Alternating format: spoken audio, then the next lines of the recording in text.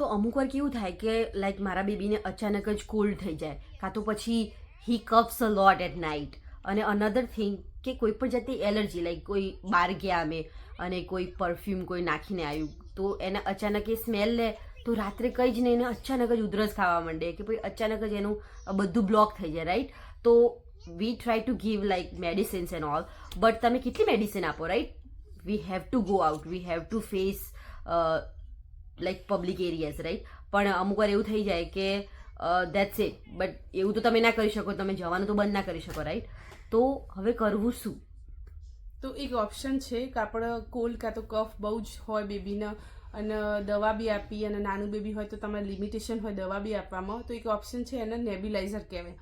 આપણને યાદ હશે જ્યારે આપણે નાના હતા ત્યારે ઇન્ડિયામાં કેવું ગરમ પાણીની તપેલી કરી અને એમાંથી જે સ્ટીમ આવે એની અંદર થોડું વિક્સ નાખી અને પછી ફેસ આખો કવર કરી અને જે સ્ટીમ લેતા હતા કે જે બધું લૂઝન અપ, જે નેઝલ કન્જેશન થઈ ગયું હોય અહીંયા, કાં તો પછી કફ હોય એ બધું લૂઝ થવા માટે આપણે યુઝ કરતા હતા. એવું સેમ જ વસ્તુ છે, પણ એ જે ફાયર લાઈક જે બર્ન હાઝાર્ડ હોય ના થાય એના માટે અહીંયા એક લાઈક એડવાન્સ વસ્તુ ઇક્વિપમેન્ટ બનાવ્યું છે, નેબ્યુલાઇઝર કહેવાય. એ તમે જ્યારે નેબ્યુલાઇઝર કોઈ યુઝ કરતું હોય ત્યારે બધાને એવું લાગે કે એ તો કંઈક રોગ હશે કાં તો કંઈક મોટું એને ડિઝીઝ થયો હશે એના લીધે યુઝ કરો, પણ એકચ્યુઅલી એક આપણે જે સ્ટીમ લેતા હતા એ સ્ટીમની જ વસ્તુ કે એનાથી એક સ્ટીમ તમે લો અને 5 to 10 મિનિટ્સ તમે બ્રીથ ઇન બ્રીથ આઉટ કરો તો એના લીધે જે કફ હોય ને, નેઝલ કન્જેશન હોય એ બધું છૂટું પડી જાય અને બેબીનો કફ ઓછું થઈ જાય, કાં તો કોલ્ડ હોય જે એલર્જી હોય એ બી ઓછું થઈ જાય અને બેબી પ્રોબેબલી રાતે પ્રોપર સ્લીપ કરી શકે અને એનાથી જે ઇન્ફેક્શન હોય ને એ લૂઝન અપ થઈ અને ખાસું બધું રિડ્યુસ થઈ જાય. એના કારણે જે શરદી, કોલ્ડ, કફ કાં તો જે ન્યુમોનિયા જેવું થઈ જાય ને એ બધું બહુ ઓછું થાય. તો એ વસ્તુ યુઝ કરવી વેરી યુઝફુલ.